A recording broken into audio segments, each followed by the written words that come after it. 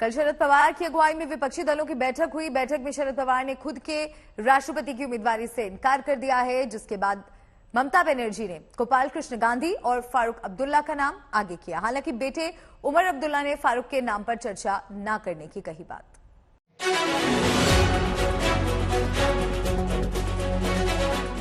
ये तैयारी है मोदी सरकार के खिलाफ घेरेबंदी की। ये तैयारी है विपक्ष के राष्ट्रपति उम्मीदवार पर मुहर लगाने की। लेकिन इस बैठक में ना उम्मीदवार तय हुआ, ना ही किसी चेहरे पर मुहर लगी। ममता बनर्जी ने राष्ट्रपति चुनाव को लेकर मोदी सरकार के खिलाफ मोर्चा खोला। दिल्ली में शरद पवार की अध्यक्षता में राष्ट्रपति के चेहरे पर मंथन हुआ, लेकिन इसके लिए अभी आगे और बैठकों का दौर चलेगा। But all we have decided there will be only one consensus candidate.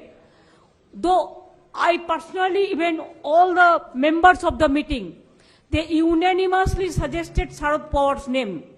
Unanimously. If Sharad Pawar is agreed is okay, but he said he is not interested. But then we will do. So when he is not, if he is agreed, everybody will give him support.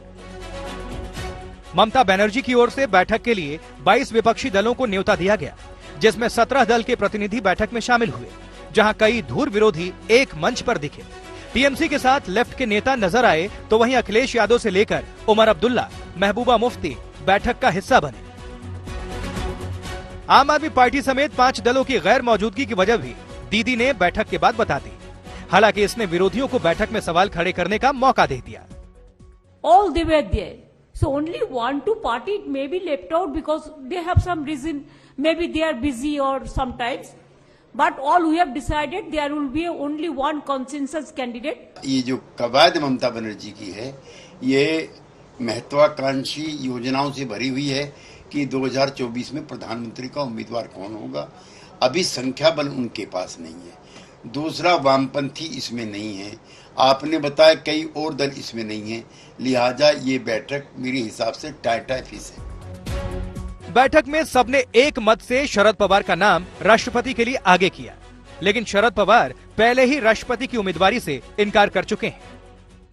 Sharad Pawar साहब के नाम पर सहमति तो सब जताएंगे, opposition में कोई बात नहीं है बड़ी है, क्योंकि एक ऐसा नाम है इस देश में, राजनीति में सबसे अनुभवी नेता है, सब उनके पसंद भी करते हैं। लेकिन पवार साहब खुद सहमत नहीं है चुनाव लड़ने के लिए, उनकी मानसिकता नहीं है, तो ये बात आती ही नहीं। अब और किसी नाम पर आज चर्चा होती है या सहमति होती है तो आज पता चलेगा। अब सवाल खड़ा होता है कि आखिर विपक्ष की ओर से राष्ट्रपति का चेहरा कौन होगा। लेफ्ट की ओर से राष्ट्रपिता महात्मा गांधी के पोते और पश्चिम बंगाल के पूर्व राज्यपाल गोपाल कृष्ण गांधी का नाम आगे किया गया है, लेकिन गोपाल कृष्ण गांधी ने इस ऑफर पर विचार करने के लिए थोड़ा वक्त मांगा है। मुझसे उम्मीदवारी को लेकर पूछा गया है, मैंने इस महत्वपूर्ण सुझाव के लिए थोड़ा वक्त मांगा है। सूत्रों के मुताबिक लेफ्ट के इस सुझाव पर शरद पवार ने भी सहमति जताई है। ऐसे में गोपाल कृष्ण गांधी के नाम की सबसे ज्यादा चर्चा है। हालांकि पिछली बार गोपाल कृष्ण गांधी उपराष्ट्रपति का चुनाव वेंकैया नायडू से हार गए थे। आज के विपक्ष की मीटिंग में सबसे पहले तो बतौर उम्मीदवार के शरद पवार का नाम सामने आया। इसके लिए सभी की सहमति थी, पर खुद शरद पवार ने इलेक्शन लड़ने से मना कर दिया। उन्होंने कहा कि वो अभी भी एक्टिव पॉलिटिक्स में रहना चाहते हैं। इसे देखते हुए ममता बनर्जी ने 2 और नामों का समर्थन किया और उन्हें सामने किया। एक तो गोपाल कृष्ण गांधी और दूसरे फारूक अब्दुल्ला। अब देखना ये है कि बाकी के जो विपक्ष दल हैं वो क्या इन में से एक नाम पर सहमति बना सकते हैं या फिर कोई तीसरा नाम सामने उभर कर आता है। एक हवा सरकार की ओर से नीतीश कुमार के नाम की भी उड़ी, लेकिन नीतीश कुमार हर बार अटकलों को विराम लगा देते हैं। न मेरी कोई इच्छा है न मेरा कोई है, कौन क्या बोलते रहता, आज से बोल रहा है। कई महीना पहले चला एक बार, कभी कुछ चला देता है, कभी कोई चला देता है। हम लोग की कोई दिलचस्पी इन सब चीजों में नहीं, हम पहले कर चुके हैं। इस बार राष्ट्रपति चुनाव का खेल आसान नहीं है। कांग्रेस के नेतृत्व वाले यूपीए गठबंधन के पास फिलहाल 23% के लगभग वोट है, जबकि बीजेपी नेतृत्व वाले एनडीए गठबंधन के पास लगभग 48% वोट है। ऐसे में यूपीए के मुकाबले में तो बीजेपी को बड़ी बढ़त हासिल है। लेकिन अगर सभी विपक्षी दल मिलकर संयुक्त तौर पर कोई उम्मीदवार खड़ा करते हैं तो सियासी समीकरण बदल जाएंगे, क्योंकि बीजेपी विरोधी सभी दलों के एकजुट होने की स्थिति में उनके पास एनडीए से करीब 2% ज्यादा यानी 51% के लगभग वोट हो जाते हैं। बीजेपी इसी 2% वोट की खाई को पाटने के मिशन में जुट गई है, तो विपक्षी दल साझा उम्मीदवार को उतारने के लिए मशक्कत शुरू कर चुके हैं।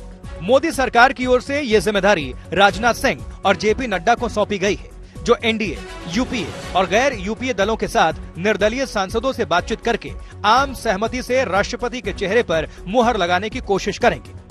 हालांकि विपक्ष के तेवर को देखते हुए आम सहमति की उम्मीद कम ही लग रही है, क्योंकि विपक्ष एक होकर राष्ट्रपति चुनाव को आधार बनाकर 2024 के रिहर्सल की तैयारी कर रहा है।